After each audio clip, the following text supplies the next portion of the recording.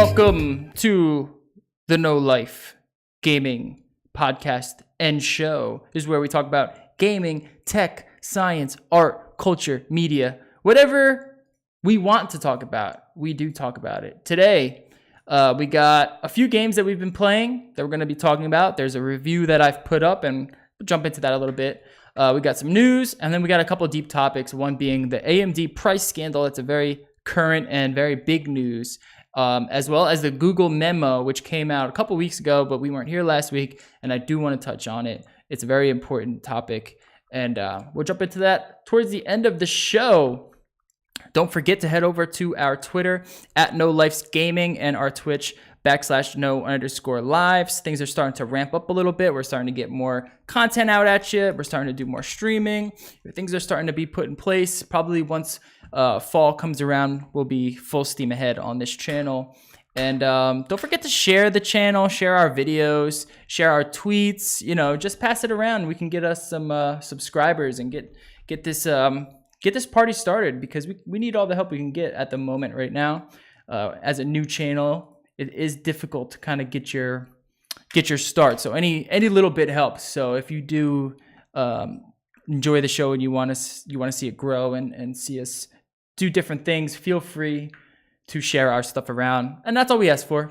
Maybe throw a like on a video and share the videos, and that's all we ask. So without further ado, let's bring on the homies. What's up, my homies? What's up, dudes? My guy. What up, man? Yeah. My guy. Sound my dude. As Wayne spoiled it for everybody, we do have a new calculus segment on our podcast. We also stole that from The Verge. We're just the Verge 2.0, Vergecast 2.0. But as Wayne also mentioned, please help us get monetized so we can also bitch about being demonetized like the rest of YouTube. Yeah, we can jump in on the vape drama, or not vape drama. The whole YouTube drama. Bandwagon. No, dude, we're keeping this channel nice and squeaky clean. We're getting on Disney. We're getting that monetization going. Yeah. Anything new, guys? I mean, besides the Eclipse, not really. Oh yeah, that happened. Yeah, that thing happened. Mine was all right. I mean, to be honest with you, I went outside. I was one of those people that I just didn't really care. Not one bit. But I figured, you know what? I'd go outside and look at it just so, like 10 years down the line, I wasn't like, damn, I wish I would have just not been lazy and went outside and looked at it. Dude, it's once in a lifetime. Come on. Yeah. Like, my father was the same way, because I saw him yesterday and I was like, Dad, are you excited for this Eclipse once in a lifetime? He was like, I don't give a shit about an Eclipse. I got to go to work. I was like, I was going to say, nobody's Jesus. paying me to watch that fucking Eclipse. So, I mean. Plus, around us, it wasn't that good. It was all cloudy, and then it was like 75%. It looked like a moon. I don't know. It was kind of whack. I'm the farthest north, and it was like got dark a little bit. Yeah, it was cool, but it was like it got a little darker for a couple of minutes, and that was about it. Dude, when you watch like the NASA had it up, people were like, "Oh my god, you could see all these planets," and then the explosion of like the diamond ring and the fucking corona and the beams and stuff, and they're all freaking out. I'm like, "Oh, that looks so fun," but here it's just like, it looks just like a moon. Like it didn't really do anything. Just imagine though, like if you had spent how much money to go there, like for everything, and then it's cloudy. Yeah, that would suck. Dude, you want to know how much hotel rooms were around the area? They were upwards of $400 for one night. Oh my god! Not to mention, there's a lot of places that aren't very heavy tourist destinations. So they're getting trampled. Yeah, there was this one town in Illinois. I forget. It's like Southern Illinois, right on the Missouri border. And I think the population was generally about 25,000, which is actually pretty small. And I think they estimated like, I don't know, like 150,000 people coming. Like 200,000 people were coming. Like 8 times the population. Yeah, exactly. It's like a small college town, the rest of the summer it's, nothing. And then this one thing happens and it's suddenly the busiest town in the state. It's I want to say it was actually supposed to have, like, lasted like 1 minute longer in that place. I'm gonna try to look it up and see if I can find the town. I bet you their infrastructure is not set up to handle 8 times the amount of people. Probably Yeah. not. Still worth it, probably. I mean, it'd be cool. Yeah, I wish I Or was. you can just be like, I forget which astronaut like got on Twitter. Like there was one astronaut on Twitter was like, "Oh, that's what that is." Yeah, I guess I've seen like 30,000 of them while in space. Huh. It's like, that's awesome, dude. But fuck you. Must be nice. Yeah, I wish I got to see the full thing, but maybe one day. The name of the town is Carbondale, Illinois. It had it's a college town with a population of 26,000. Sounds like a party. Yeah, that's nothing. No. It's like a borough. Ah, Looks like they predicted 120,000 people showing up. that's insane. That's like 5 times as many people as the fucking population. How do you accommodate that? I guess you don't. You know, You just cash fuckers out. crowd the streets and you can't do anything about You it. sell all the rooms that you can, you make as much money as you can, and all the rest, well, they just either sleep in their car or they go camping. I would bet you a just- lot yeah, of people Airbnb. invested in Airbnb. Oh my Like god. everybody became an Airbnb spot. Hell yeah. And then just go somewhere else for the weekend. Or Yep. for the day, I guess. All right. Well, if you haven't seen the Eclipse, I'm sure you've seen it by now. It's all over fucking every website you go to. They're talking about it. So at least you can watch it online. Let's talk about what we've been playing. I'll start with Hellblade. If you go over to the No Life Gaming channel, you'll be able to see the review that I put up. It's pretty long. It's an in-depth review, and I'm planning on doing more in-depth reviews, but not for every game that I review. Only a game that I think deserves a long review. So I'm looking, hopefully once a month you get a nice in-depth review. But it could be less, it could be more, who knows. I'm going to try to keep my normal reviews down to like 5 to 10 minutes. Lawbreakers is probably the next one. I'm actually enjoying Lawbreakers, but we'll save that for next week. But Hellblade is actually a pretty interesting title. It's how do you explain this? It's like a half walking simulator, half action adventure game. It's really short. It's only like 6 hours long, which I really enjoyed that aspect. I'm glad they didn't like make it like, if this game was like 12 to 20 hours, it would probably have I'd have a completely different outlook on it. That 6 hours is like the perfect amount of time, because that's like a weekend. And that's about as long as I could muster up with this game. And for the most part, they use like this binaural microphone to like the microphones that they use for the ASMR videos. So you hear like whispering, and it's supposed to simulate the protagonist Senua. It's supposed to simulate what's going on in her head, because she hears these voices. She has like schizophrenia, psychosis, and she's going crazy. And that's pretty much the plot. You know, she's battling these demons in her brain. There's something called the darkness that you have to figure out what it is, and you have to defeat it. And one way to defeat it is to go down to Helheim, technically, which is just hell, and defeat the darkness. And it's really a battle between her and her brain. But it's set up where it's like, it's a walking simulator, in the sense of like the main point of the game is to just have the experiences, to just learn the story, experience the story. Whereas a game like Super Mario, you know, the game is to play the game. It's to have a fun gameplay experience, jump around, collect shit. This is a walking simulator. The goal of this game is to just reach the end and experience the story. But they sprinkle in gameplay elements like puzzling, heavy puzzling, and action, fighting, which is it's done pretty well. The puzzling is pretty cool. So you have to like walk up.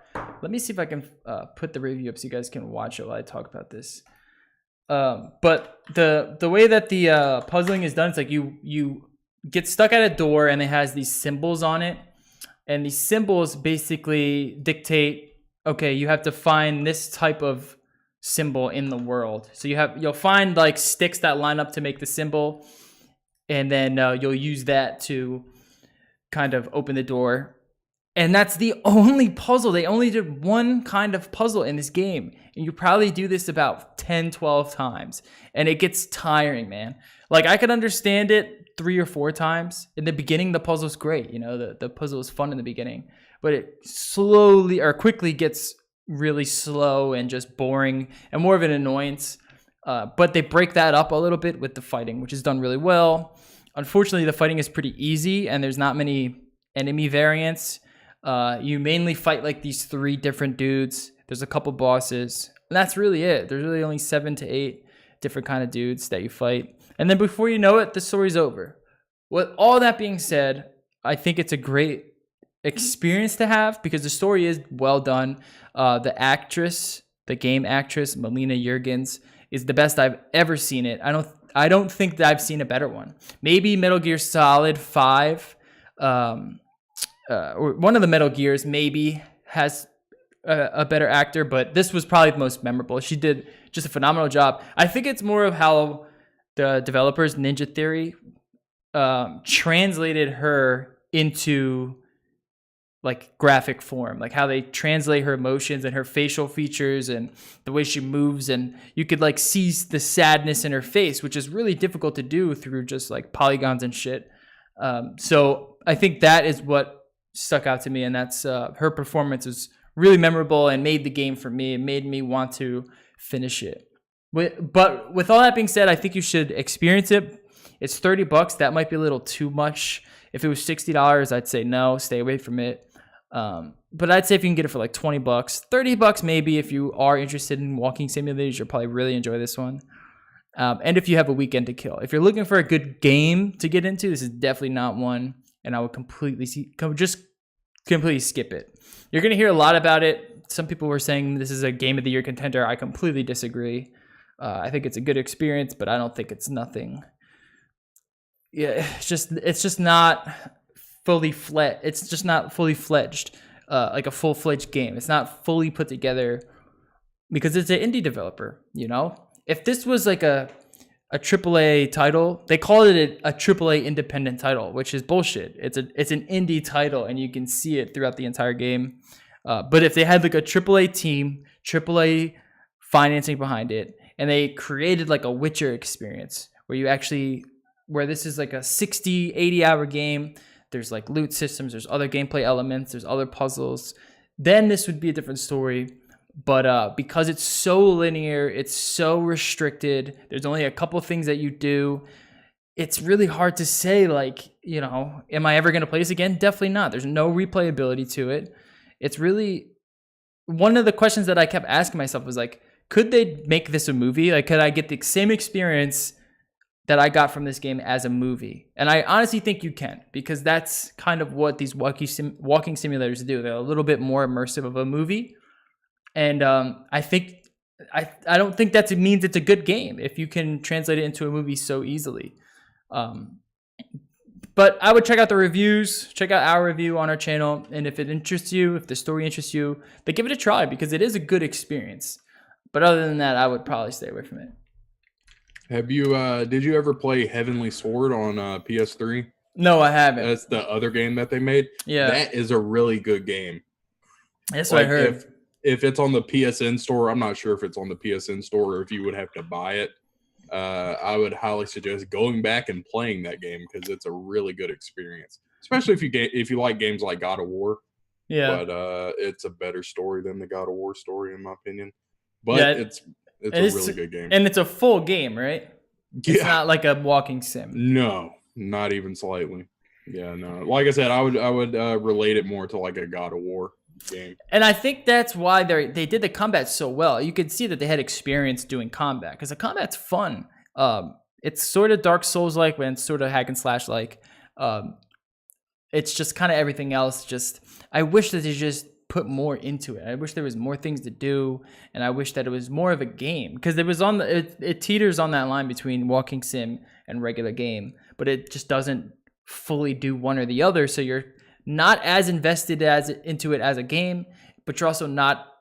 You can't just sit back and like watch a movie. And there's two different experiences to be had. So I think it gets points off for that. But like you said, Heavenly Sword, they did a couple other games. I think it's a good developer. I think they did a great job, especially with what they had. Unfortunately, I don't think it's the amazing game of the year experience. There's a lot of people hyping this up to be something that it's not, and I think a lot of people who will hear that this is a game of the year, or they're here, whatever, they're going to be disappointed because it's not a game of the year. It's a good experience. That's all it is. They also made Enslaved Odyssey to the West, which is I heard that was a really good game. It was an underrated game. And they also made the Devil May Cry remake, the reboot. Yeah, the DMC game. Yeah. Which is pretty good. A lot of people didn't like it, mainly because of the Dante rework. They thought, something new, and they didn't like it. He has brown hair. Yeah, he doesn't have white hair. No, he was edgelord as fuck. Well, yeah. Dante was edgelord. Remember really the first one? That game. The first one, he busts through with his motorcycle and just starts blasting away with his double barrel, and you're like, this dude's cool. Yeah, they went from like anime edgelord to just like cringe edgelord. I thought DMC was pretty good. I kind of agree, but I really like that game, and that's saying a lot considering that I really like every Devil May Cry game except Devil May Cry 2. Devil May Cry 2 is terrible. I agree. I liked pretty much. I think the first one was my favorite. I like the story better in the first one. Yeah, I think. I don't really remember the story though. I like 3. I just like the combat in 3 the most. Yeah, Devil May Cry with all the different styles, like Jester and all that. My favorite Devil May Cry is Bayonetta. Yeah. Yeah. You right. You ain't wrong there. I still have to play. I haven't played Bayonetta. I hear it's awesome. Ooh. If you like Devil May Cry, you're gonna like it. It's a lot of fun. It's the better version. Dude, I love Devil May Cry. I might have to go check it out. Isn't there a new one coming out, or is that already out? Bayonetta? Well, but there's Bayonetta. Probably. There was Bayonetta 2 on Wii U. On Wii U. Wii U exclusive. Which, I mean, are they going to do a PC port for that? They did a PC port for the first one. Yeah, they did a PC port for the first one. I'm not sure if they're going to do the PC port for the second one. Yeah. That Nintendo Wii U exclusive. Yeah, dude. I don't know how they got that as an exclusive, but it was a good game. I don't know either, man. I bought a Wii U just for Monster Hunter 3U, and then they were like, oh, yeah, we're going to have Bayonetta 2. I was like, what? Yeah, that was like out of left field. Yeah, but, I really enjoyed it. Dude. The Switch, hey, if they made a Bayonetta 3 for the Switch, I'd be down. Yeah. You'll see it in 3 years. Yeah, right. or if they pull a Microsoft, not at all. Yeah. True. Rest in peace, Scalebound. Valve, you can't count to 3. Rest in peace, Scalebound. So we've also been playing Sonic Mania. And DOOBIE was supposed to grab the gameplay footage for that. I had so much fun playing that on the go that I forgot to even dock it and capture it. It is so much fun. We're going to watch Polygon's 12-minute gameplay, hopefully. That's fine. We'll watch 2 seconds. It's Sonic. That's probably what the best part about it is. It's Sonic. This is the Sonic game that they never made after like Sonic CD. Well, Sonic CD had some good ideas, but it wasn't that great of a game. This game is like the true successor. This is I was playing. In other words, DOOBIE is saying this game is a game that should have came out 20 years ago. It should have came out 20 years ago. It took them this long to do it. And you know what? It was really Sega going, hey, you think you fans can make a better game? And they were like, yeah, show us. Okay. And they did. Well, it's just a really good game. It's good. I do think it has some like issues with the game. One being like, I love how these maps are so sprawled out. Like there's so many different levels. Like Green Hill Zone, I thought this was kind of like a remake where they threw in their own levels, but they remake the original levels. So I'm like finding all these different areas. I'm like, I don't remember this in Sonic. What the hell? And I'm like 15 really levels cool high. They did Act 1 as like a faithful like styling, and then Act 2 introduces new mechanics. Yeah. Like Chemical Zone. Like the first half of Chemical Zone, Act 1, feels a lot like Chemical Zone. With some of the sections being like the exact same, and then the second act, besides having really good remixed music, like adds in that DNA kind of thing, the liquid injects that like make the liquid into bounceable like material. Yeah, there's a lot of like different little things that they add into the gameplay. Real quick, right here in the video, you're gonna see he's like looking at this huge ring in the world, and those are like little mini game areas that are hidden throughout, and you can like rack up points once you get there. For some reason, this one, I guess they already did it and they can't see it, but that little floating thing is the ring, and those are pretty cool. But what I'm finding out is, while I like this game a lot, and it's one of the reasons why I love the Switch. This is like a perfect Switch title. I'm also finding out that I'm just not the biggest Sonic fan. I for some reason I like Sonic a lot more back in the day. But nowadays this I'm isn't just the game not that's into it. going to be like, hey, you didn't like Sonic as a kid? Well, you're gonna love this. No, it's kind of like, hey, did you like Sonic? Well, you're gonna love this. If you didn't like Sonic, I mean, try it, but it's really nostalgia based. Yeah, you gotta be into the Sonic style. Yeah, Didn't like Sonic as a kid? Well, goddamn it, here's the same game. But You're not gonna like it again. Better, so much better than the crap that was Sonic 4. Are you finding the bosses are kind of a little too easy? It depends on, like, some of the bosses I had a little bit of issue with, but once you figure them out, They're like, pretty damn easy. Yeah, but a lot of the boss design was really cool. No spoilers because I do want people to enjoy it, but Chemical Zone boss, really cool idea. There's a boss later that uses the if you remember Sonic 2 with the like the starfish things that explode, he uses them as like shurikens. And I saw that, I was just like, I never thought that would be an idea. So it's just the creativity of what they do with kind of the established things and how they incorporate, even though they don't have the levels, but they incorporated some levels, like mechanics from levels in Sonic 3. That when I saw them, I was like, oh, that's really cool. So it really does feel like the biggest love letter to Sonic. Yeah, if you're a huge Sonic fan, this is probably the one that you've been wanting. Yeah, I owned there's a a lot of as a kid. There's a lot. Me too, as a Genesis dude. There's a lot of momentum in the game too. Like you can go pretty quick through the levels, which is what I like to do. Unfortunately, you do kind of get tripped up and you kind of just stop to like a dead halt. So you're not going to be like just zooming through the levels until you learn them. Unfortunately, I think the levels are so big and complex that it's pretty difficult to do. Like you're gonna have to spend a lot of time to get to the point where you want to get. Speedrunners are already going hard at it. I've seen it. I think 32 seconds for Chemical Zone Act 2. Really? Yeah, I think 32 seconds I saw. It's like, I don't know, and maybe if they found clips, I'm not sure. I think Chemical Zone is probably the easiest level in the game. Yeah. Because it's all track based, and like you can find these pretty nice runs. But a couple of the acts are pretty you're not going to be zooming through them unless you know them pretty well. Yeah, or if they find clips, which are essentially like ways to break the game. And Sonic 2 has it a lot, where like there's certain places where you can actually like get in between things, and it forces Sonic to move all the way to the very end of the stage because the game has nowhere else to put him. Yeah, if you're watching the video real quick. If you're watching the videos, you'll notice like the breathing is back too. Underwater, like if you running out of breath, that shit sucks. But that's part of Sonic. I remember that vividly, that countdown, and I was like, oh shit. So it's fun, man. It's a great Switch title. What is it, $20 or $30? Yeah, $20. Like, I'm not trying to bash Sonic Forces, but that game's gonna be $60. And I don't even think it's going to be 3 times. Like, it's nowhere near 3 times as good as this game for $20 is. Yeah. When it comes to Sonic, it's 2D Sonic. And then when it comes to Mario, 3D Mario. That's how it is. Man, even 2D Mario is really good, though. 2D Marios are great. But, like, I would much rather play 2D Sonic. Yeah. That's just me, though. All right. Moving on. West of Loathing. Do you want to take this away?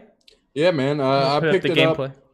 I picked it up when it came out last week, and think Rage is a lot of work. Joe, he was the Oh, one that this was game. hyping it up. Yeah. Oh, okay. Yeah, he was hyping it up a bit in the Discord and talking about, because I think he played a lot of Kingdom Loathing, which was the game before this that they made, which is the same style except it's more of a mud like MMO online thing. Mm-hmm. But It's I picked totally a mod. Yeah. Yeah, like it's I mean, I think it's from the very early 2000s. It's been around forever. Yeah.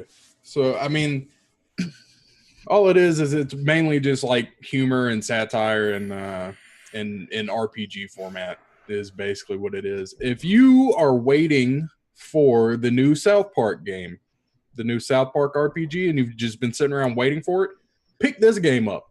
This game will definitely hold you over. Really? This game is hilarious, and it's turn-based combat, turn-based RPG combat. So it's going to be the same style as the new South Park game and the old South Park game. But yeah, I can see that because like in Kingdom, their first one, that was very much their humor style. Was kind of like that, like sort of slapstick, but kind of tongue in cheek ish. You know what I mean? That's how I would describe it. The little bit that I did play it, I plan on playing it more, but I think what happened was I bought it and I recorded the footage and then uploaded it because we were going to have a no life that day and we ended up not having it. That was last Monday. Oh, right. Yeah. And I don't know, man. I just really suggest it. Like, it is hilarious. It's fun to play. There's tons of little stuff you can do, like side mission wise, I guess. But it's mainly just for comedic value. In my opinion, like there's no real story. It's like, hey, you want to go west, and then you just, you have little adventures, I guess, quote unquote. Oh, I'm gonna see if I can find some fighting. Here we are, fighting in the video. This looks pretty dope. I love the South Park game, so I think I might pick this one up. If you did pick this game up, definitely. Yeah. It is definitely worth it. If you were entertained by the humor in the South Park game, which I don't understand who would play the South Park game and think, this isn't funny, but it's a good game. I don't know who would. Well, all right. Well, South Park does a good job of doing both the game aspect of it, like the RPG elements, incorporating it. Is that done well in here, or is it really just all comedy? It's done well. I think the only barrier somebody might have to get over is the fact that everybody's a fucking stick figure. Why are you crawling on the ground? Dude, because so in the beginning of the video, like I was reading this bookcase in your room, which I guess you could consider this a little walkthrough type thing. But if you read the bookcase in the first room that you start out in, and you just keep clicking on it and clicking on it, eventually it will give you a book that just says like stupid walking. And so you read the book Stupid Walking, and it gives you an option in the game, in the menu, to turn on Stupid Walking, which like every 5 seconds of walking, it'll rotate you to a different style of walking, and they all look ridiculous. That sounds like them. I'm into this, dude. It's hilarious, dude. Like I would just be walking, and then all of a sudden I'd just be crawling on the ground, or just, it's like the Ministry of Silly Walks from Monty Python. If you remember that, it is hilarious, dude. But yeah, I highly suggest picking this game up. It's really cheap. I forgot what I got it for. It was like, I don't know, like $13 on Steam when I got it, I think. Oh man, I'm picking this up, man. This might be my first what is it called? Boot camp game. Because I got Boot Camp on the Mac. And you can't run like high fidelity games on Mac, but this looks perfect. You could run this game on anything. West of Loathing. Yeah, I don't know, on a calculator is $10.99 on Steam right now. I think it's highly worth it, and you can see by the reviews it has a 87 on Metacritic, and it's I think mostly positive, overwhelmingly positive, 717 reviews. Yeah, so I believe it'd be worth the money. Like from what I've heard, there's a good amount of content in it. So Right on. All right, let's get into the news. We are on time today, which is nice. This game does look fucking funny as hell. Now you're walking like a fucking zombie. yeah, dude, it's it's fun. All right, It's I'm wor- definitely it's gonna worth the check that out play. now. All right, so former Dutch pro footballer Edgar Davis wins lawsuit against Riot for Lucian Striker's skin, claims the skin used his likeness. I can't believe, when I was reading this, I couldn't believe that he won the lawsuit. That he won the lawsuit. You That's know why he won crazy. Do you know why he won the lawsuit? Because I was looking at the same thing and I was like, well, okay. I mean, they The both goggles? have dreadlocks, I guess, but the original Lucian character has dreadlocks. It's not. I didn't understand it for a minute, but the glasses. I think the glasses are what did it. That has to be. It has to be the glasses. That's Those the are- only way that I can tie them together. Yeah, those are his like signature glasses. I guess. And like anyone who knows the FIFA Championship knows like he's the glasses dude. That's got to be the only way. I won't be surprised if Riot like appeals it. I mean, I expect it at this point. They have a chance to probably get away with it because I mean, trademark is really picky. I've been dealing with a lot of trademark lately, and it's not as cut and dry as you'd think. So who knows? He might be able to get away with it, but he probably has good lawyers. You know, dude probably makes a shitload of money. Yeah, but I bet Riot has better Riot lawyers. makes a lot of money too. Yeah, probably. That's a good point. Yeah. Yeah, it's going to be interesting to see what the appeals is. I wonder how much if they lose, how much they would have to pay him.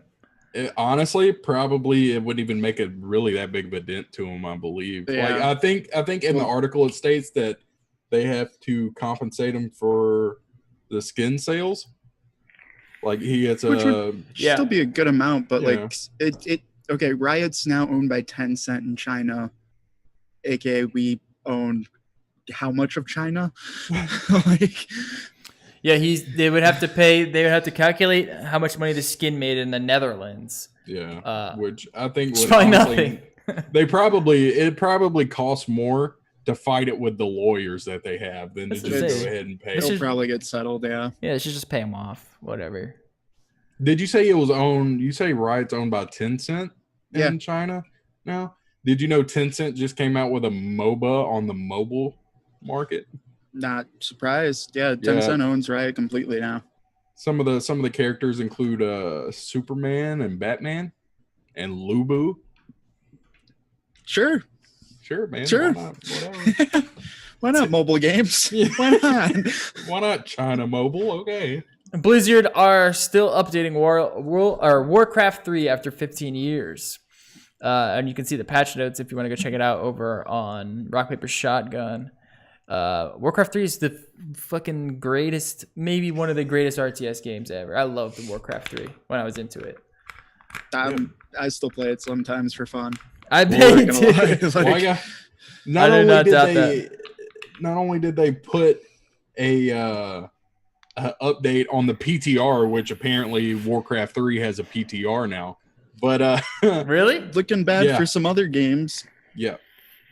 But not only that, but they also said that they're probably going to keep updating it, which I Yeah. think is insane. But I think that might be like a ramping up for an HD remake, like generate more interest back into the game before they release a HD remake of it. I can see that because they also just I think of the last week or so, the StarCraft remake actually came out.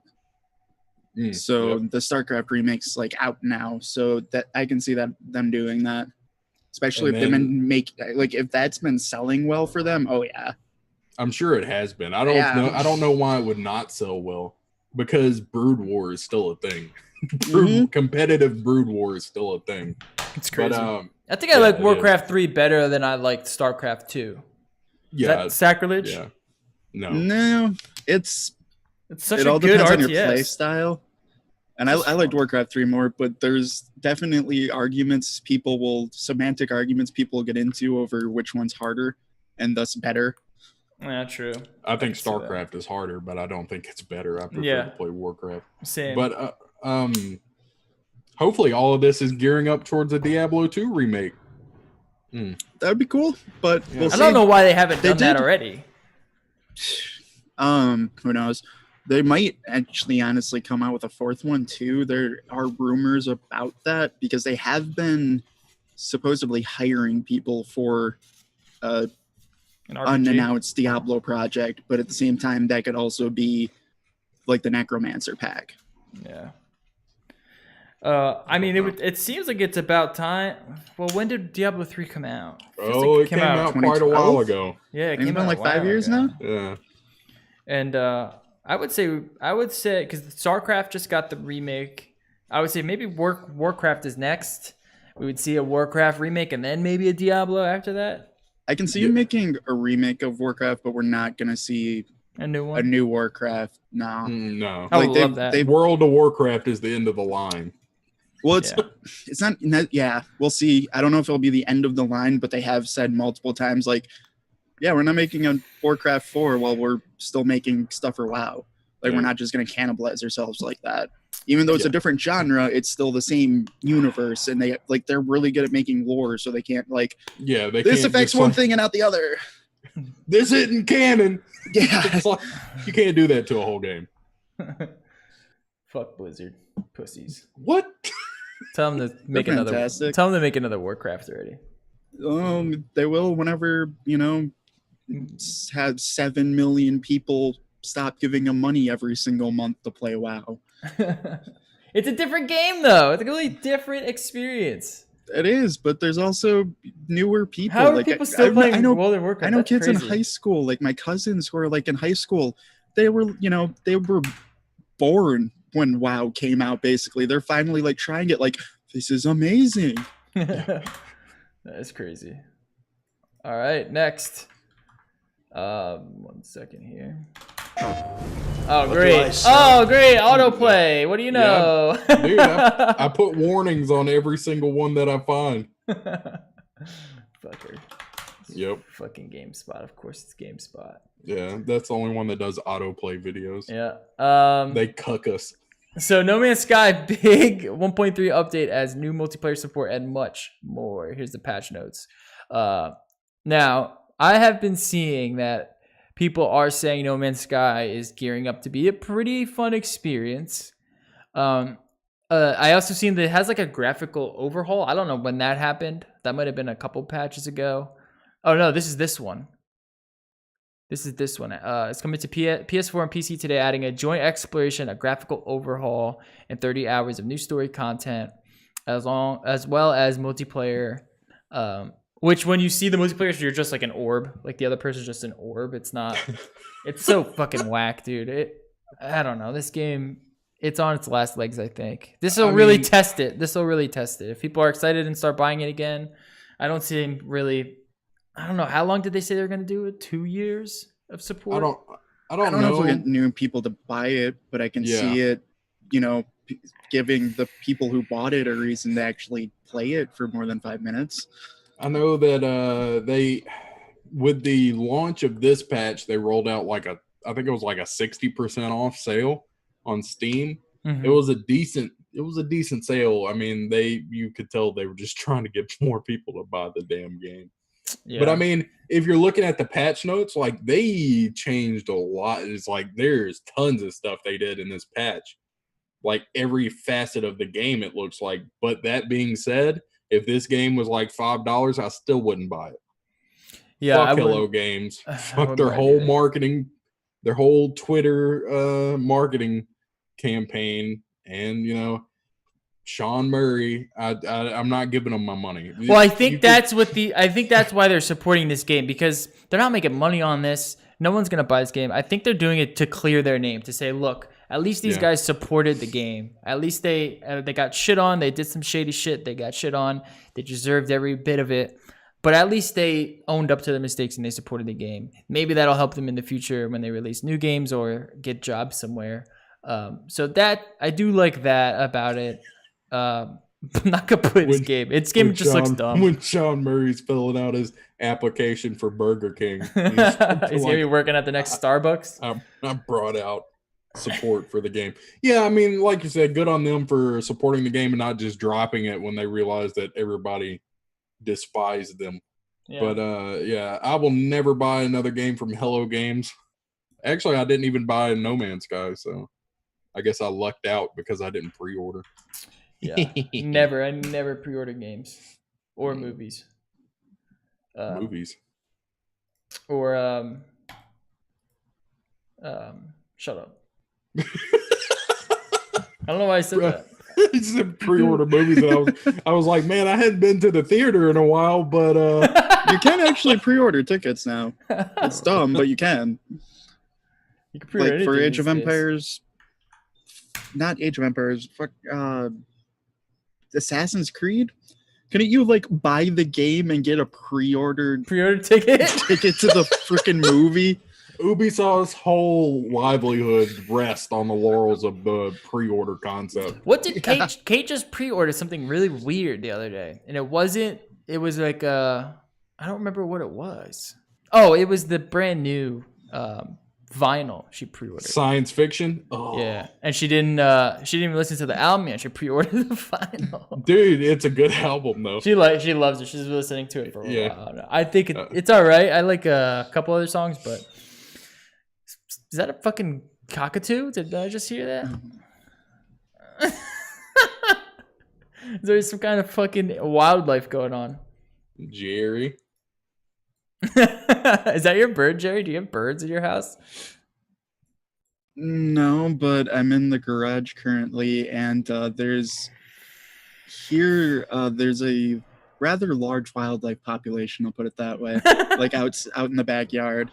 Like no, really. Like there's like we've always fed birds and stuff, so there's always like probably 50 birds. There's like a family of baby bunnies. There's like a huge chipmunk family. Deer will run through the yard. Like turkeys will just wander through the yard. I got You one word of live in a advice. Disney movie? What the fuck? Dude? I got one word I of just live advice. in a BB gun. forest. Pellet gun. No, Let's dude, get it's it. cute. Oh god. Disney sued for reportedly spying on children in game apps. I didn't read this one ahead of time. Entertainment giant Disney is being sued over. This is coming out against what claims over that some of its gaming apps collected personal information about young players and shares it illegally with advertisers. Disney says it doesn't believe this suit has any merit and will defend itself in court. As reported by Washington Post, Disney is listed as a defendant in this suit alongside with three other tech companies, including Upsite, Unity, and Kochava. Specifically, the plaintiffs in the class action lawsuit allege that Disney is violating the Children's Online COPPA Act, which is, oh man, what was that show where the dude violates the COPPA Act like 60 times? I think was that Silicon Valley? Silicon Valley, where he has that chat app, remember? And he violates the COPPA Act because kids are signing up for his chat app and seeing penises. No. Yeah, I don't watch. Oh, it's a great. So their company violates the COPPA, which is the Children's Online Privacy Protection Act, like 100,000 times because kids are signing up for his thing. They don't have like a child protection thing, and they're seeing wieners on their fucking video app. So he violates it. Yeah, so he violates it a bunch of times, and they say like each violation is like $100,000. So if Disney does get claimed for this, could be a big payout for some of these kids. And I guess what's going on here is that they are just taking information from the playing apps, like what are they clicking on, what are the in-game currency things that they're buying, and just giving them to advertisers, selling them through back ends. Disney's saying that an injunction that stops Disney and its partners from disclosing the information without parental consent is what the plaintiffs are seeking. They're also looking to collect punitive damage and legal fees. This is like a big thing nowadays. Is these parents are finding apps to kind of go after. Their kids aren't even playing the games. And I read an article, I think it was on Vice about it, where they're actively looking at the App Store, looking for violations of the COPPA Act and sending them out and getting paid. This is how they're getting, and this is big money, right? The COPPA Act is legit. So with Disney being hit, you can just imagine, like, it's pretty rough, man. It's pretty rough. So that's Well, I mean, that's a big. to be that's big fair, news. I really don't.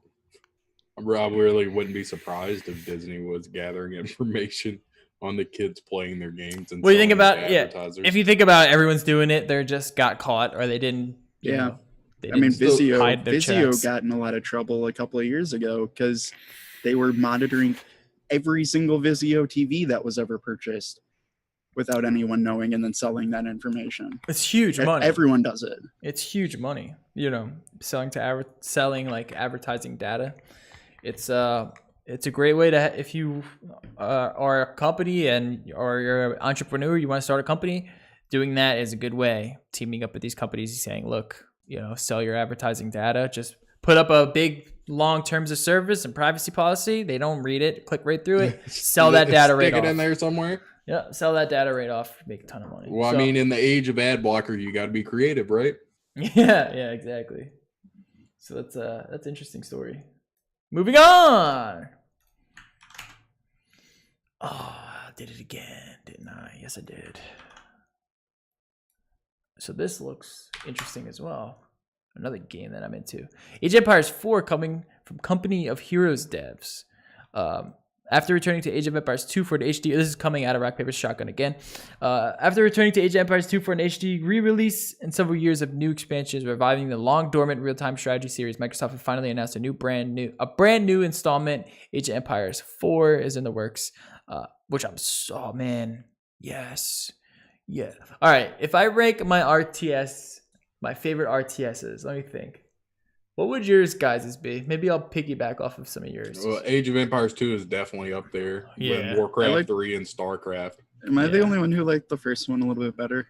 What, Yeah. Age of Empires? Yeah. Age of I don't know. I like 2 the best, and I like to pretend that 3 never existed. Was that mythology? No.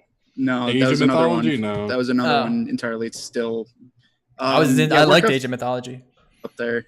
Command and Conquer Generals, Command and Conquer, Red Alert 2. I think Red Alert 2 might be my favorite. That kind Rise of of got Nations. me into. Res Nations was decent. I haven't played that one. And also, speaking of this, Company Heroes was pretty decent. Yeah, Company Heroes is good. I wouldn't say it's top, but I did like Company Heroes. That was another one where the first game I thought was a lot better than the second one. And the second one's monetization was a joke. Like the way they did expansion packs and stuff like that was borderline scammy. One that I might put up on my list pretty high that might not have as much love as I think it deserves is Shogun Total War 2. Yeah. Okay, the Total Wars are pretty good. Yeah. Shogun. I know a lot of people probably prefer like Rome, but I like Shogun the best. Probably. Those are more strategy to me, but yeah, like those were good too. There's actually been a decent amount of really good RTSs. Like I think for my list would be Sins of a Solar Empire. That one was that's right more too. that's more 4X, but yeah. Yeah. I think my list would be Command and Conquer, Red Alert 2, Warcraft 3, StarCraft. I think that would be my top 3. Age of Empires 2 underneath that. I think that would have to be that because Red Alert 2 kind of got me into RTS games. I loved that game. Played hours. Red Alert 2 was great. Oh man, it was so good. And then Yuri's Revenge was also really great. And actually, Command and Conquer Generals is what got me to upgrade my PC for into right after the Counter-Strike era. I upgraded to play Counter-Strike and then I upgraded again to play Generals. And Generals I was not a big fan of, but I did get into really. Yeah, I liked it, but I wasn't the biggest fan of it. I was still playing fucking Counter-Strike and pretty much Warcraft 3. I played that game for a while. All right. Yeah. I like Generals quite a bit because I think that was in terms of tactics, it wasn't as flashy as, Red Alert 2, and it didn't have weird, zany, wacky units. Yeah, it was modern. It was a lot more, yeah. And that was more cool. Realistic almost, but actual tactics and combat wise, I like that one a lot. Like the mechanics of it. Yeah, it was a lot more close quarters. It wasn't these kind of massive unit battles. There was a lot more close quarters, which was cool. And having that 3D, I remember being because that's why I wanted it, because it was isometric RTS, but 3D. You can like zoom in, and that was pretty big for me. Also, that Lord of the Rings Battle for Middle Earth was a good game. Yeah. And, the Star Wars one. That was yeah. It was all right. It was all right. It wasn't like the best, but it was really good. Yeah, there were a lot of really good. Empire at War, isn't that the Star Wars one? I think so. Yeah, I think that's right. Yeah, there were a lot of really good RTS games, but I'm actually Age of Empires is definitely up there. It's a Yeah. It had cool mechanics too, like how you actually advance and stuff like that. I'm really interested though in how Relic's gonna handle it, because it's being made by Relic, right? Yeah. And they are the people who made Company Heroes 1 and 2, which were both really good, but they were definitely different styles of RTS than, say, Age of Empires. Yeah. Way different. It's less base management and more battle strategy. Yeah. And also, I mean, like in that game, most units were like infantry units were squads. It wasn't a unit. I mean, that would be the perfect mashup, is like mashing up Age of Empires base building with Company Heroes battle mechanics. That'd be great. That'd be fucking great. I'd be super into that. As long as they don't do it like they did with Company Heroes 2, I'll be happy. I mean, monetize it. I'm still kind of salty about that. I tried to scroll through the Age of Empires 4 announcement trailer that they have on the article that I posted, or the article that's in the notes, and I couldn't see any gameplay or anything. It's just a theatrical trailer. It's like not even any gameplay whatsoever. They're just scrolling across. Hopefully we'll see it soon. HTC Vive Cyber Goggles, $200 price cut. HTC and Valve's Vive Cyber Goggles today received a permanent price cut. Taking the virtual reality headset from $800 to $600 to compete with the Rift. Unlike the current $400 Rift sale, that is a permanent change. I don't know how much the Rift is right now. It's 400 pounds. Is that like the? No. Say that again. You cut out. Is that like the official name now? Is that what we're calling VR headsets? Cyber goggles? I've never heard of that ever in my life. Like, is that the new name now? Now they're all cyber goggles. Ooh. I've not heard of that, but I'll run with it. Just cyber goggles. That's what it says in the fucking article. Though. Will you take the blue pill or the red pill? That's good. VR is getting affordable. Cyber goggles. I can't wait for VR to be like $200 so everyone can get them, and we can fucking start getting this show on the road with VR, dude. It's great. I haven't used mine in a while just because there's not much out there right now. But there's going to put be your cyber goggles on. I know I haven't in a while. There's going to be a new Killing Floor game that they're going to release. It's going to be VR. Yeah, that might be pretty cool.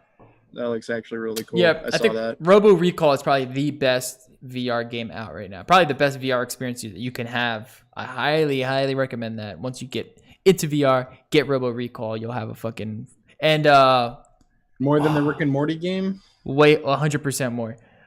What's that other shooter? Porn? And porn number 1, then Robo Recall, and then that other shooter. It's like a military multiplayer shooter. No, it's a military one. Oh, dude, have you played the Super Hot VR? Yeah, it's great. Oh, it's great, but Robo Recall is just so good, dude. Doobie, you might have seen it, but apparently, I think it might have been Nintendo, but it might not have. But someone did port over Mario Kart for a VR headset, and it had like a cart for it. I saw that. It's an arcade game in Japan, and I did see that it is like a VR thing. Can we have one of those, please? Nintendo's not going to do VR for console gaming for a while. Why not? Because it came out with the Switch. They're going to wait until like VR is more readily accessible and cheaper, and then they might jump in. But let's be honest. Do you really want Virtual Boy 2.0? Because I don't. I mean, I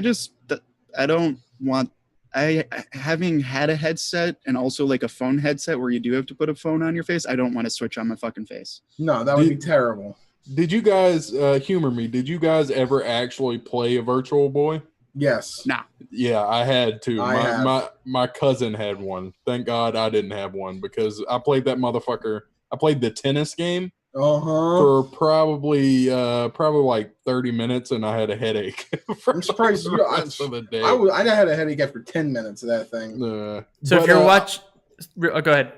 I was going to say I was wondering why they had a picture of Johnny Mnemonic, the Keanu Reeves movie, on this article, and then I was reading further down in the article, and they got a little tidbit. It says finger sensing controllers, codename Knuckles, are coming for the Vive. Yeah, there's that. So, that's a big. That's gonna change it up, man. That's gonna be pretty immersive. By the way, if you're watching the Mario Kart VR in the video down there, the Vive controller is attached to your hands, and so the wheel doesn't really matter. It's the position of your hands that track the movement of the car, and then you're kind of just like. You can grab fucking shells. Bang! Oh man, VR is gonna be so good when it's like 5 years from now. If it sticks around, I think it will. I don't see it going anywhere. That's the thing. I can see the tech improving and the software improving and everything improving as long as it sticks around. Yeah, I want AR. It might end up going AR. Yeah, that's just what I want. If the rumors about Apple's next iPhone or whatever, it'll probably be AR sticking around a lot. Oh, an AR dongle. Yeah. No, I think VR will be here for a while. It's just so like there's so many different things you can do with it. Like with AR, it's just expensive right now, and no one wants to spend that money for like what 5-6 games. Not even. Yeah. So we'll get there though. We'll get there. Dissidia Final Fantasy NT release date announced. For PS4 exclusive. I have no idea what this is. Dissidia? Yeah. It's a Final Fantasy fighting game. Used to be on PSP only. Oh, it's a fighting game. Yeah. Oh, these people on the cover of this game look ridiculous. I gotta go look at it again. What's up with Japan and really feminizing men? Is that kind of is that fashionable? Is that a fashionable thing? Did we just bomb the masculinity out of their country? Can we be honest? We kind of did. Damn. That's so fucked up. We kind of did. Holy shit. That is so fucked up. You're gonna get a fucking samurai sword to your back tonight. You're gonna get DOOBIE does not reflect the views of Jerry LLC Incorporated. I didn't do it. I won't even lie. You're gonna be harakiri'd. But let's be honest. I'm looking at this cover the and ramifications of war did not help. I mean, yeah, that's how they look. Yeah, it's very Squall looks a little bit weird though. Is that Cloud? That's Cloud, right? Cloud's in the bottom right. Squall's in the top left. Yeah. Titus bottom left. They really like I don't know, it's interesting. I always find that it seems like it's getting more and more like emo scene style, like the way that Japanese fashion is turning into. In like the anime that I see, especially Final Fantasy. I mean, look at the newest one, the Final Fantasy 15, which is being ported to PC. Yes, being ported to PC. I skipped that one. Yep. But we could just say it, being ported to PC. Hopefully, it's a good port. Some of these Japanese games that get ported over don't do very well as ports, but they've been pretty good lately. I've seen. So hopefully, Final Fantasy does it good. All right, moving on to our last topic. Autoplay. Yes. I'm going to have to catch it real quick. Oh, I did it again. God damn it. Do you know that if you mute the player, it'll always have it muted when you click on the link? Oh, really? Yep. All right, just did that. Boom. Xenoblade dev hiring for ambitious new action game. I'm interested in this Xenoblade kind of series now because of Zelda. When I found out that the Zelda world was created by the Xenoblade dev, some of the Xenoblade team. Yeah, Monolith Soft helped out with the world finalizing building. that game. because they have more experience with that open world format from Xenoblade Chronicles and Xenoblade Chronicles X. Yeah. I'm probably only halfway through Zelda, and I've been playing for months now. That's how much I love that game. And probably my game of the year so far. I don't think anything has beaten it. Anyways, I'm what do you pretty guys? sure Breath of the Wild is going to get Game of the Year from almost everybody. I But think so. What do you think this ambitious project is? Well, they say it's going to be like an action game. So maybe, I hate to say it, maybe kind of like a Souls type game. I'm down. I don't know. That's my throw out there because it says Nintendo ambitious, Souls. but everybody's got to have a Souls game nowadays. I guess. Anime Dark Souls. I mean, but that's already coming out in that other game. I can't remember the name. Vampire Code Weeb name? Souls. Yeah, Edgelord Anime Souls. Yeah, I think it'll be like a Souls type game, especially since it's weird to say it, but I think the new Zelda game was kind of a Souls type game in my opinion. Yeah, it kind of was. Yeah, like Especially with aspect Master of, Mode. like, yeah, not in the aspect of like gathering souls, and if you die, you lose your souls, and you got to go back and you got to use them as currency and level up. It's hard. Yeah, it's a little bit more difficult and it's more open ended on And like which direction you go. The Yeah, fighting is Souls Okay, too. I get that. It is a Like, fighting okay, Souls. yeah, I could say it kind of the fighting, but I'm not ready to just be like every hard RPG is now Souls game. Oh, yeah. No, I agree. Yeah, no. It That's did just change how a we lot, describe man. it But now. that's what happens. It Yeah, changed that's a my lot. problem with that is it's just like no, it's Crash. it's a hard RPG. Yes, No. Dark Souls is a hard RPG, but Crash it's, Bandicoot is it's the its Dark own thing. Souls of Souls type platformers. platformer. No, I fucking hate it. well, I mean, back in the day, you know, like in the days of NES and SNES and Genesis, a lot of the games they just didn't hold your hand. Yeah. And then we got into this newer era where every game was just constantly just, you know, Call of Duty. leading you through, just holding your it's- hand. I It's just 100% blame Call of Duty for it. tutorials. And some games you kind of like expect it. You can attest to this. Persona 5 gives you 8 hours worth of tutorials, Yeah. and then it gets good. 8 hours worth of tutorials. You're Well, right. that's, really that's like every does. Persona game. Yeah. It's But, every like long Japanese RPG is going to give you like the first couple hours is just here's all your tutorials. Yep. Now you can enjoy I the game. take that back. I blame Halo on this like super easy. Whenever like your health kind of regenerates, that's a fucking Halo. That's why the first Halo was the best one when it didn't regenerate. You had to get health packs. Yeah, but you had a shield though. Yeah, your shield did regenerate. Shield Yeah, you did have a regenerated. shield, but you also had a health bar. That's true.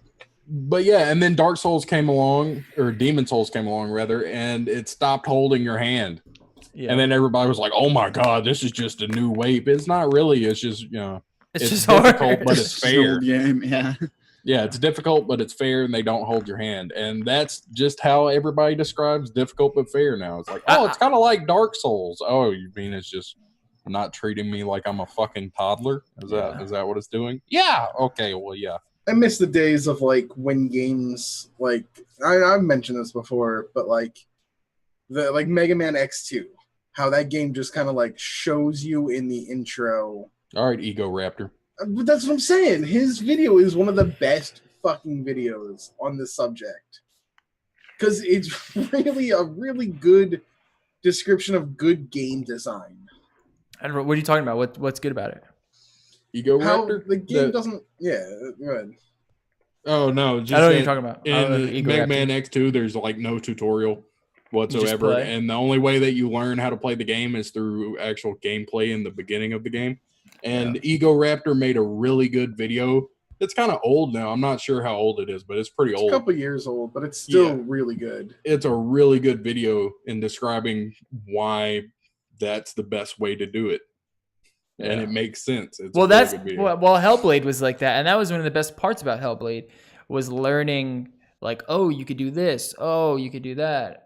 Like there was no tutorial, there's no book or nothing. You kind of just go into it. And it has its pros and its cons. Some games, though, you do need a tutorial. Like Persona 5, there's just so much fucking shit that you gotta know. There's, RPGs kind of have so many systems in them that you do need the rules of the systems explained to you. yeah. And I would say something like a Dark Souls or I don't know, like a sport game. You probably want to know how to play the sport, play the mechanics of the sport. So Sports ball. sports ball. But all right, Sports ball game. let's move on to our deep topics. Let's talk about the Google memo first, since that one is kind of late on that. I'm going to bring up an article. But have you guys heard about this Google memo? Yeah, it's been beaten to death. Yeah. I haven't heard about it. I didn't look into it. So they bring up. So I'll just sit here and just wait and Just consider yourself like well, it's an important topic to talk about, but it also every tech podcast in the world for the last 2 weeks, that's been the tech podcast. Yeah, Jerry, this is big not news. everyone, because we haven't talked about it yet. Oh, we are today. We're talking about it today. Just also not for the entire episode, which is what most of them have been doing. Well, the reason why it's big news is because the Silicon Valley is getting flack for. It's always got flack for Lack of diversity. Sexism. This was something that happened in Wall Street for a while, where it was very. I mean, you guys seen Wolf of Wall Street? It's not a joke. Like. Predominantly male white. One of my good best friends worked on Wall Street for a while, and they're constantly doing cocaine, they're constantly doing drugs, they're misogynizing women all the time, and they get rewarded for that kind of behavior. It's just a culture that's built upon it. And one of the reasons why Silicon Valley is so heavily, I'm getting like a weird feedback from someone.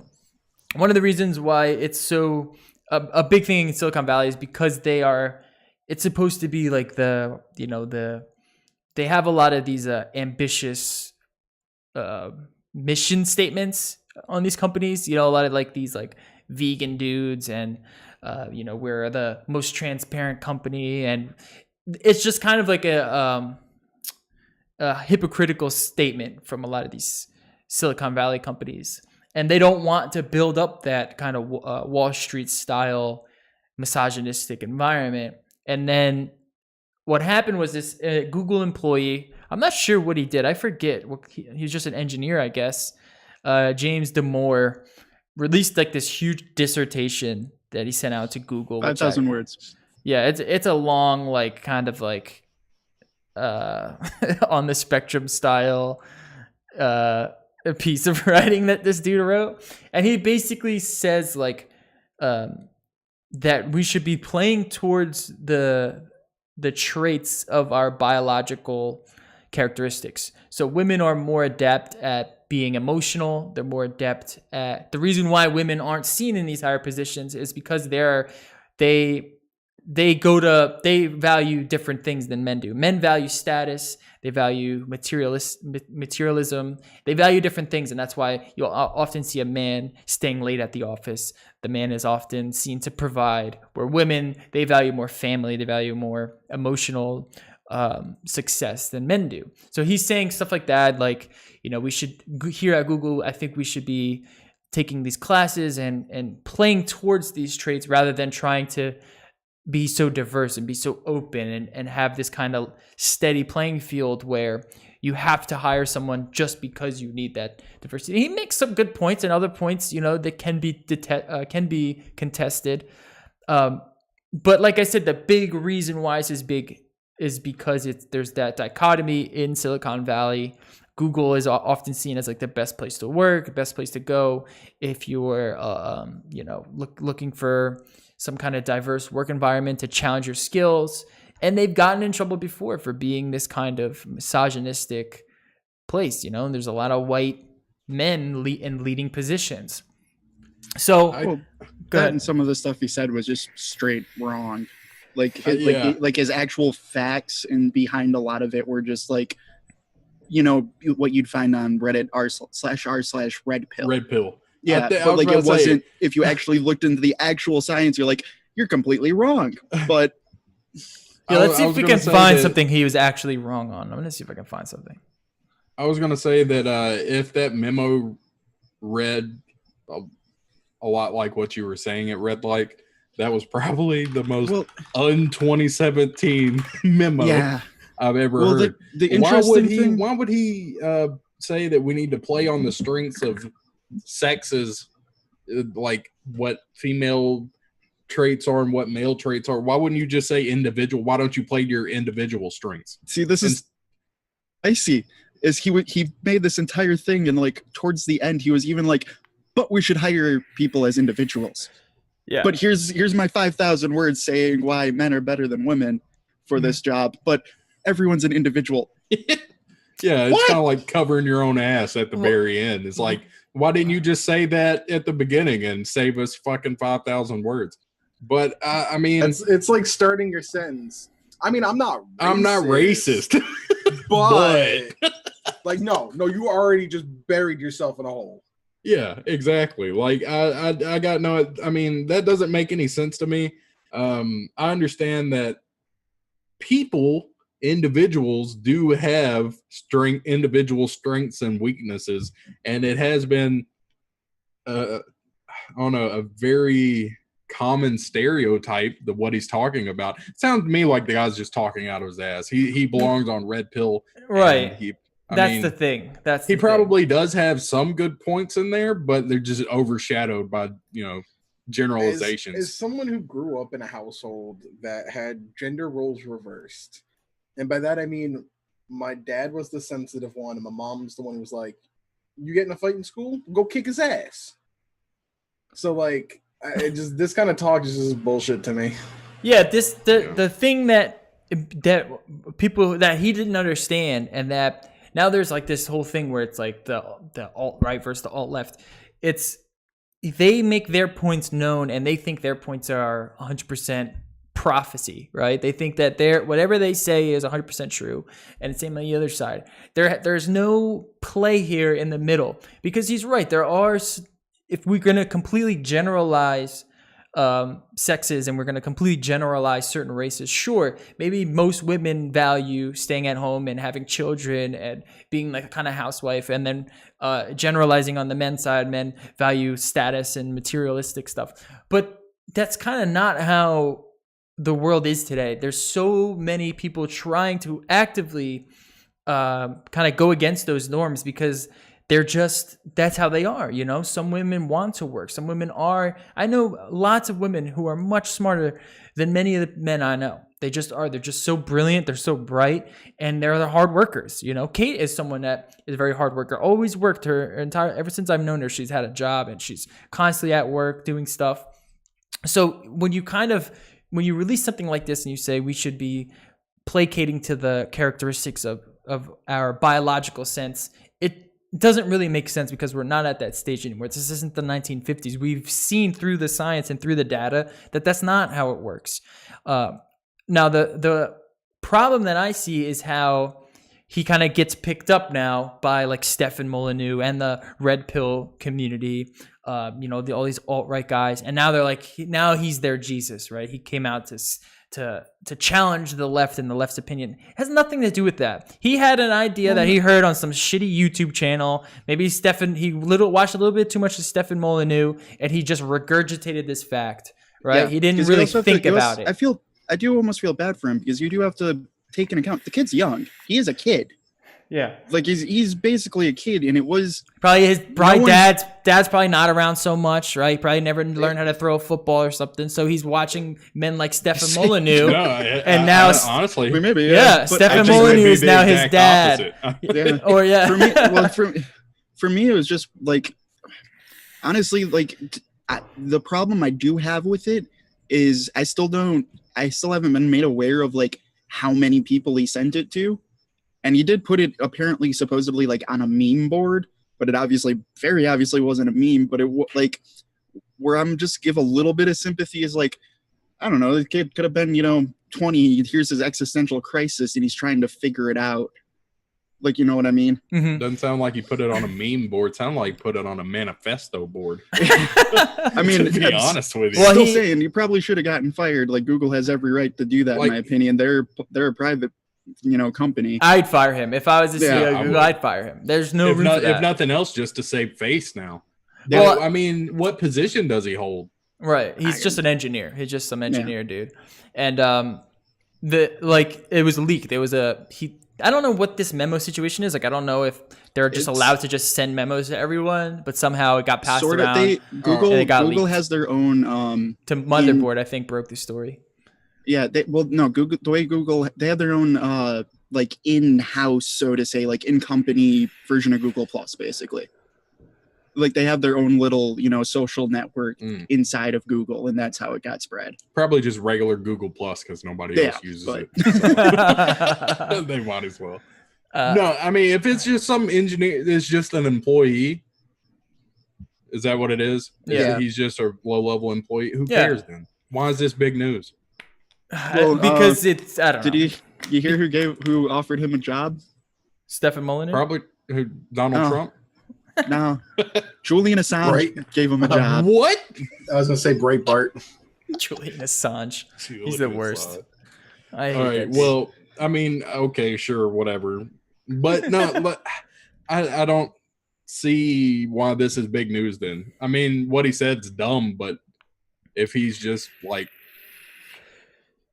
an employee, a kid's like the employee's views doesn't reflect the views of the company, Right. It was a problem because he said it, but currently Google's also under not just scrutiny, but they're actually legally getting looked into for diversity.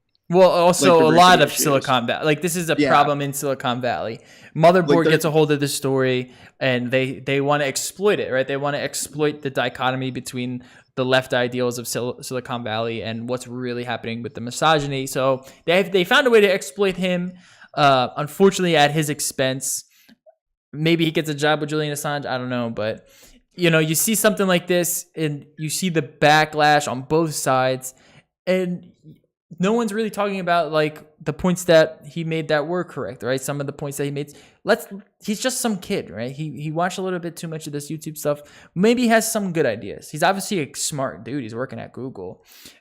So just kind of dismissing him and throwing him away, I don't think is the right idea. Firing him is probably what you have to do in that move, right? You can't keep someone like that along, especially you have a woman there where he's working next to some woman. She's going to constantly think that he's thinking less of her, No, because if you don't fire him, because then you got to worry if he's going to come back out the next week and have a fucking monologue on affirmative action. Yeah, the thing is, you got to fire people like that. You work in team environments. You can't. Yeah, you just can't have that on the team. At the same time, I have a little bit less sympathy with him too now, because I don't even know if he's really taken it the right way and learned. Because right now I just went to his Twitter and it's just fired for telling the truth. Oh God. Yeah, fuck that guy. That's that red pill working, dude. That's that red pill working. That just I'm sure Abdata would hire him. This is t-shirt company. Fired me for speaking my mind. Hashtag First Amendment.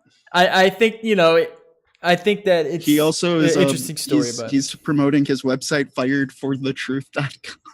Oh my God, this fucking dude. So yeah, he's rolling with it. Does that just link to r/? He's definitely going to go work. Let's be honest here. He's just going to keep going down that right rabbit hole until he's full on fucking. He's definitely working with. Until he's working for Breitbart. Oh my God, dude! Just click on it. Oh my God. What is? Does it have the X-Files music? No, dude. It's like it's a profile. It's a picture from the Revolutionary War of an American getting hanged by a bunch of British army men around him. Oh my God. What does he think? He's Edward Snowden? He's capitalizing.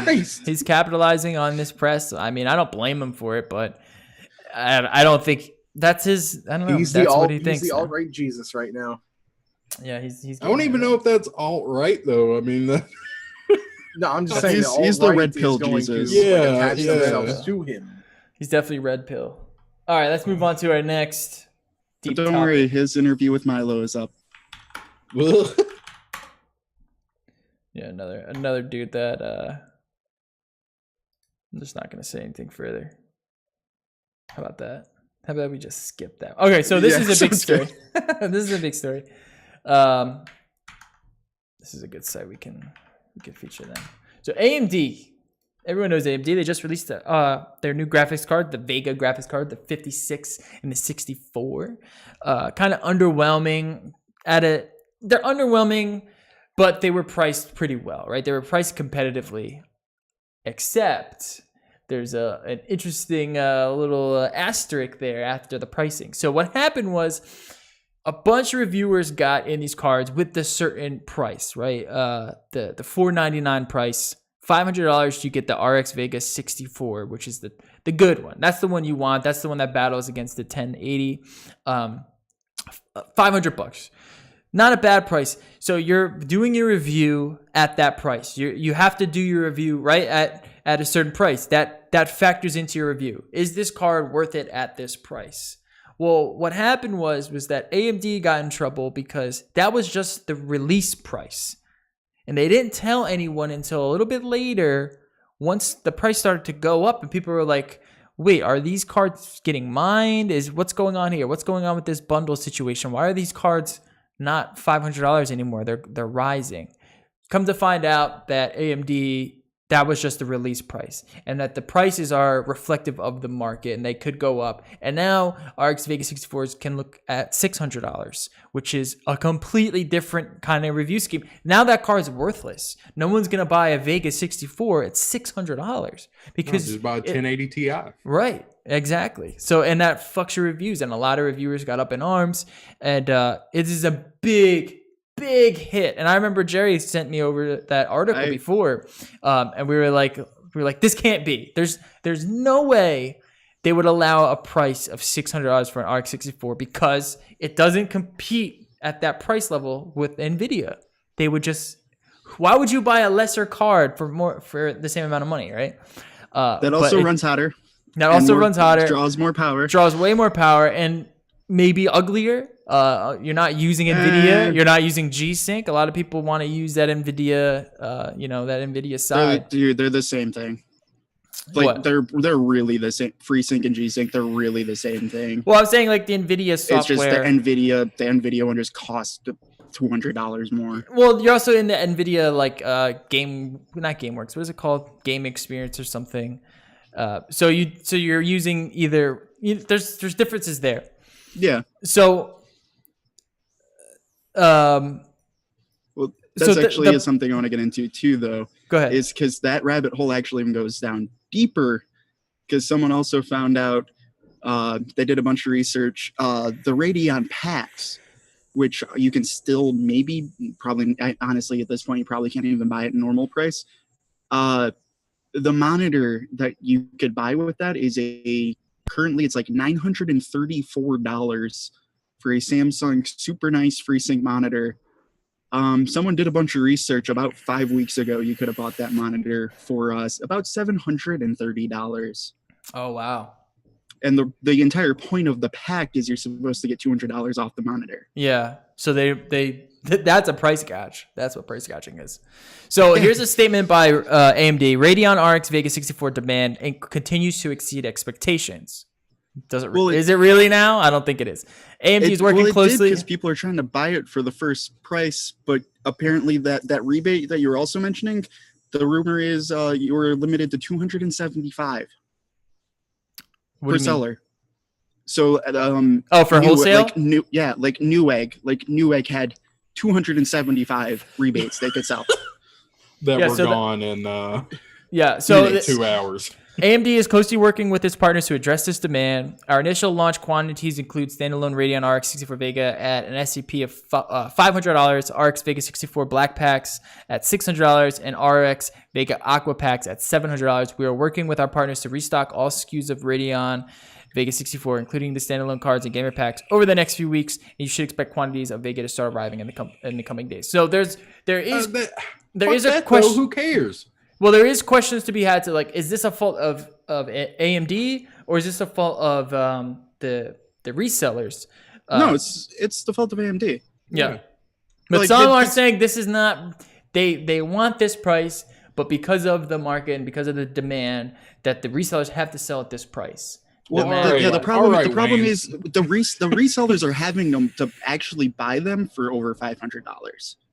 See, that's why it's the fault of AMD, because AMD did all of that push in their marketing. It's AMD's marketing that really dropped the ball. And they didn't tell anyone. They didn't tell anyone about the launch price. Yeah, they had to sell it to the wholesalers for basically $500, possibly more than $500 for the wholesalers to maybe get, you know, a $10 margin on these cards. That's how expensive these cards are. But that's what the packs were for. The packs were for the wholesalers to make the money. They weren't really for AMD to make money. They wanted the wholesalers to incentivize, let's buy these cards because you can sell these packs. That'll push us and that'll give us more margin. But if you're a reseller, you're thinking, I'll just sell NVIDIA, fuck AMD, because you're getting higher margins. This card, there's no price differences, there's no weird packs that you have to do, and this card performs better. So it's a very, very big issue for AMD. This could be really bad. It's that, but it's, I mean, why I'm also trying to highlight the marketing. How many slides, like since Vega, since it took so long for him to get it out, but they finally brought out with it, and then they just shoved slides down your throat of, this card is $399, this card is $499, this card is $599. That was on every last freaking slide. Mm-hmm. Like they shoved it down the throat as, yeah, this is the price, not this is the price for 275 cards. Yeah, that's very true. It's like if I opened a grocery store, all right, and I ordered I just ordered some milk, and I sold out of the milk, and I was like, hey, I sold out of the milk. So the next time I ordered the milk, I raised the price, and I just kept doing it over and over again. It's like, it's my fault. It's not, it sounds like they're trying to be like, oh, well, we weren't expecting everybody to buy our cards. We might as well raise the price on the next go around. I mean, that doesn't really make sense to me. You shouldn't.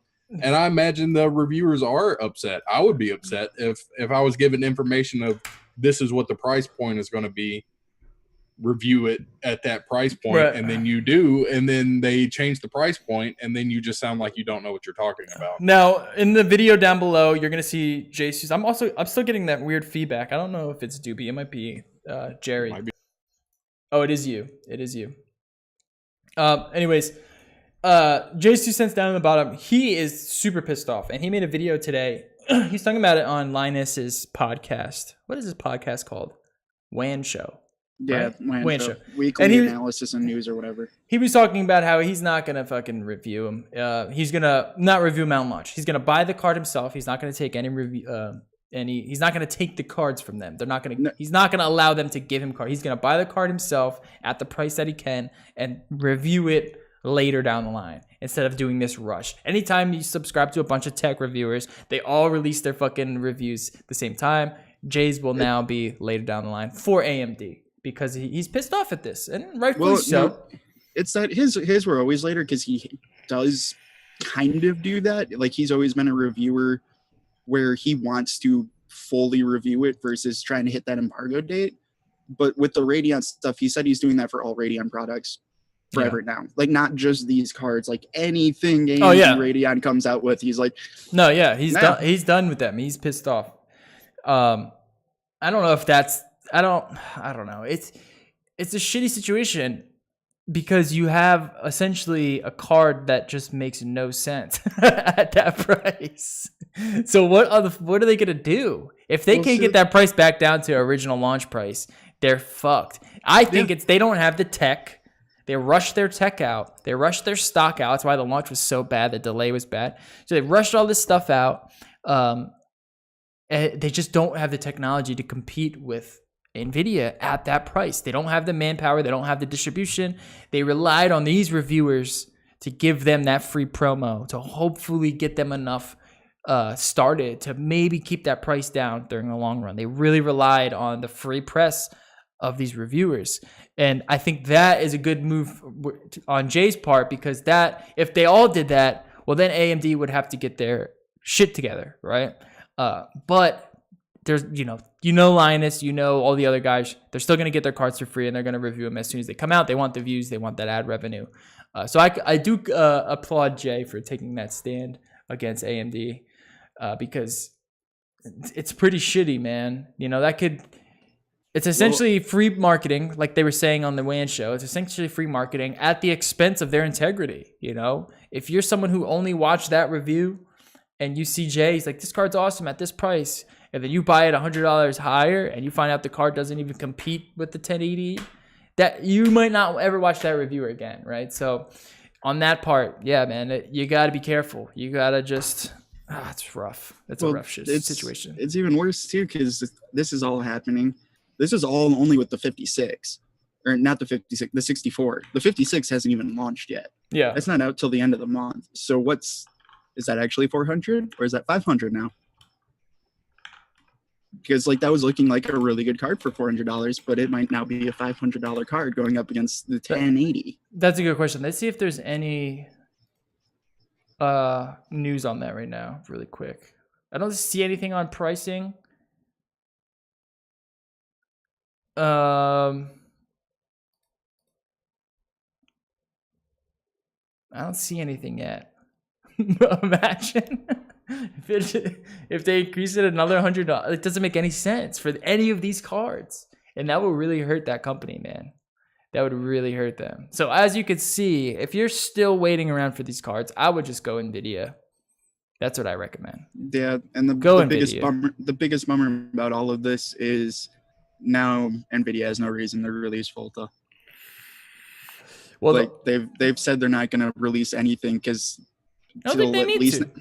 No, they said publicly that they're not going to release anything till next year because there's no reason to. Yeah, I don't think they. And that's my problem with Nvidia, though. Yeah, but I'd rather them do it right rather than something like this happen with Nvidia. It's they always do it right is the thing. They're just being like, nope, we're top dog still. Okay, let's milk it for what we can. Oh, and yeah. Then we'll release the next thing. Oh yeah, they're gonna wait until I don't mind that at all because they're doing it right. My cards, I have the 1080 and the 1080 Ti. They're fucking rocking and rolling. I can run anything I want. Great card, runs nice and cool, no issues, looks nice. AMD is just there's always some kind of bullshit that pops up.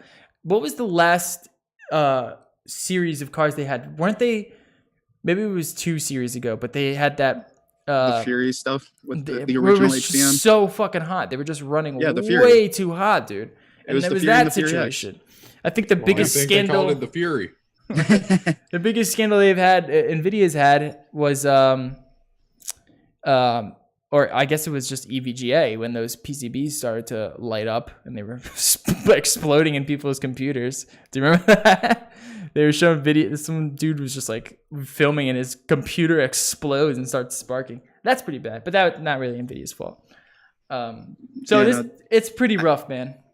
I think that also might be attributed because the last ones they did release that were running hot were HBM1, and this is now HBM2, which was supposed to solve some of those issues, but it's still running, hotter than hell. Yeah. Yeah, I guess they don't know how to fucking harness that power. I mean, I give them credit for trying because NVIDIA's not. All right. 1 second. I'm reading here on the 56. I will say does anyone else hear that sound? Yeah, it's me, but when I'm trying to say something. It's not me. I've been muted this whole time. Oh, that's not you? Oh, it's Jerry. No, I was muted. I even said it was me. Oh, you did? I'm trying to talk, yeah. It's like a steady, just like chirping. Do you guys hear that, or is it just me? Yeah, there's a grasshopper or something somewhere. I gotta go. Oh, is that what that is? It's fucking annoying, by the way.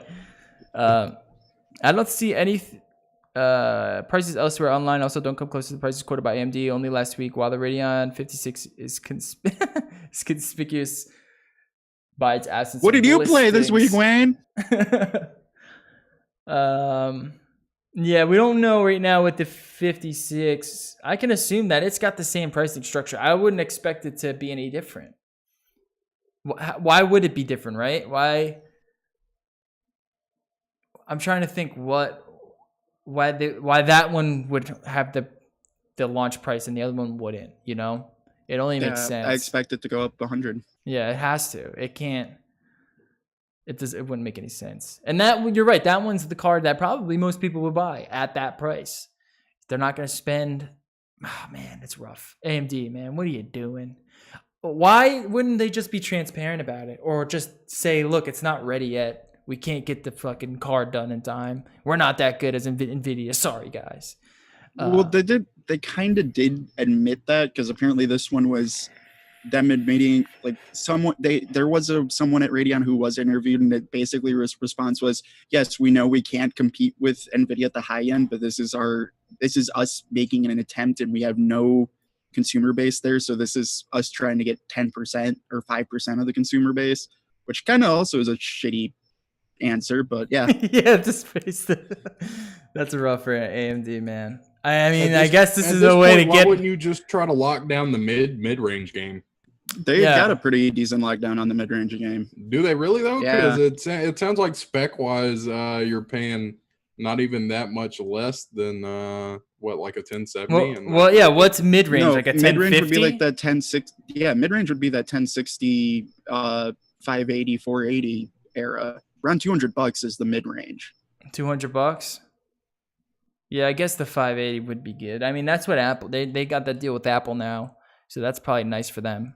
Well, that's actually also interesting because I did see a video. They figured out how to make a Ryzen Hackintosh for $900 with a 480, and it outperformed every single Apple product. Really? Yeah. The 480? With a 480 and a Ryzen R5 1600.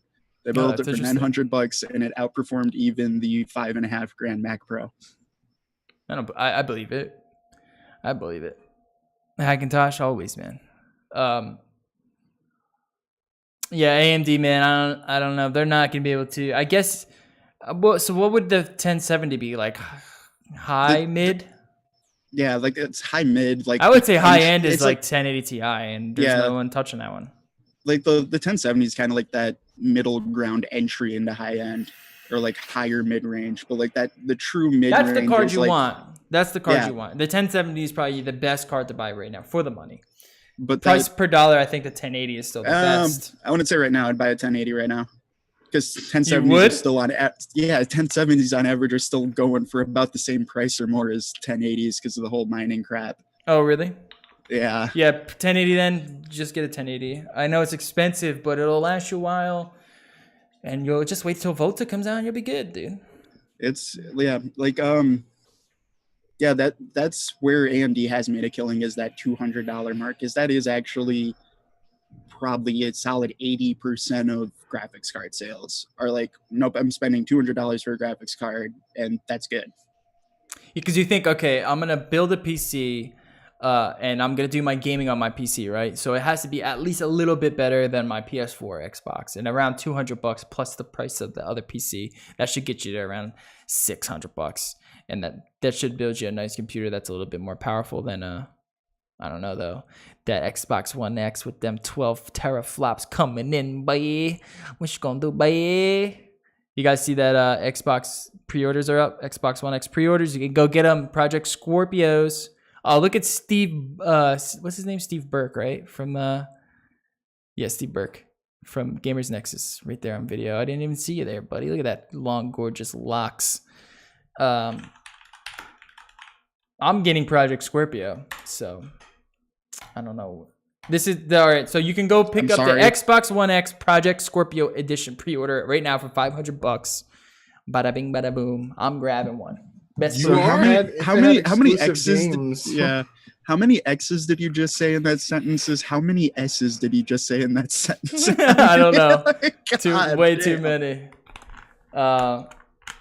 Yeah, this is gonna be my. Well, I don't know, because I kind of want a PS4 Pro, but it's just not good. Why don't you get a gold PS4 Pro? It's just not good 4K, because I'm going to get a 4K TV this Black Friday. I always get a TV every Black Friday, and I'm going to need something to push that bitch. PS4 Pro is a little weak, but Xbox One X but it got actually has the good games. 12 teraflop, right? Yeah, but I think, okay, I already have a PS4, so...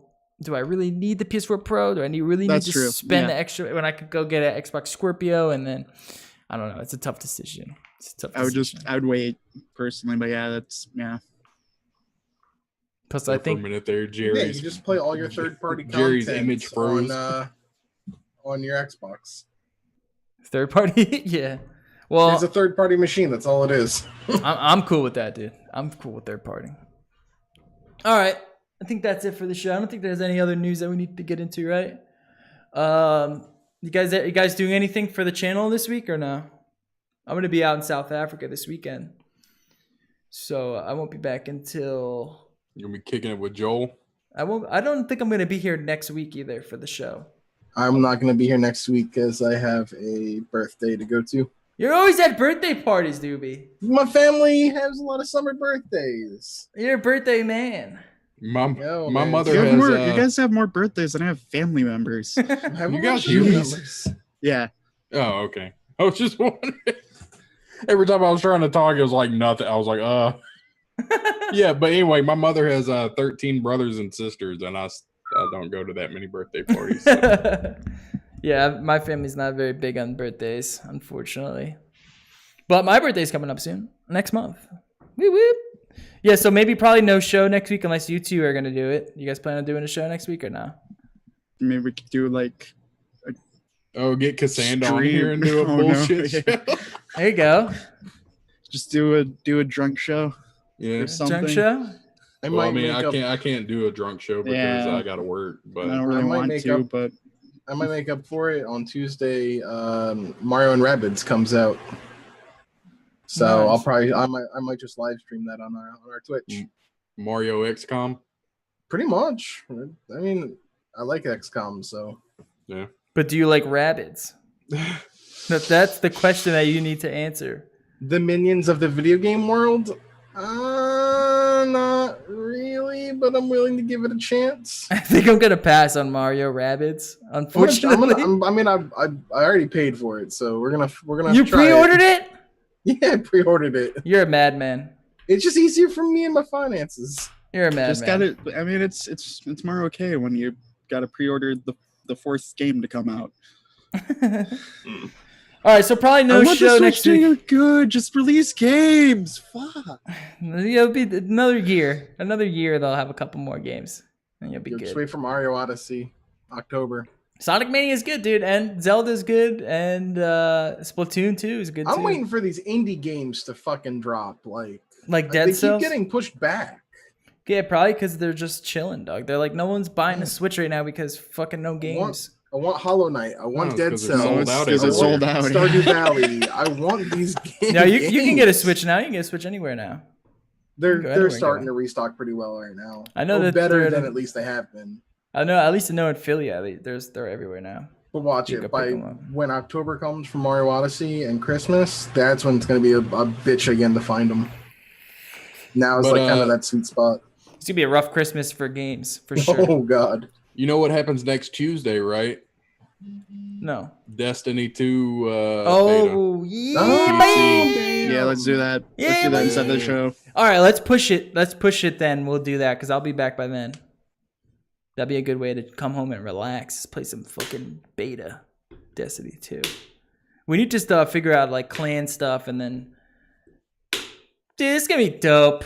Yeah. This is gonna be dope. That's a I game I wish can really I could get join you into. guys on the Destiny 2 PC, but this build and not gonna run it. Well, I heard that they're gonna release it for Switch, so just be ready for it on Switch. Imagine. All right, so let's close it out. Running 480p, 20 frames a second. Dude, I'm down.